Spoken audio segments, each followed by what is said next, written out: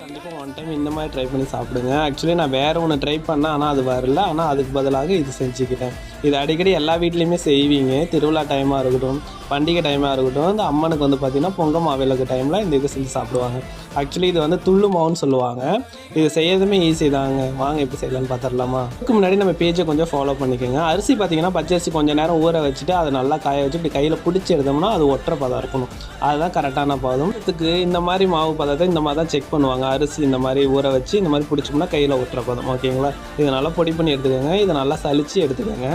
சலித்து எடுத்ததுக்கப்புறம் பார்த்திங்கன்னா அதே அளவு நம்ம 1 டம்ளர் அரிசி எடுத்தோம்னா 3/4 டம்ளர் சர்க்கரையை வந்து சேர்த்து அரைச்சிக்கோங்க. அதோடைய ஏலக்காய் பவுடர் போட்டு அதையுமே ஒன்றா கலந்து வச்சுக்கோங்க. நெக்ஸ்ட்டு பார்த்திங்கன்னா தேங்காய் துருவல் சேர்த்துக்கோங்க. தேங்காய் அது வந்து இதோட மிக்ஸ் பண்ணி சாப்பிட்றப்ப டேஸ்ட் அட்டிப்புளியாக இருக்கும்.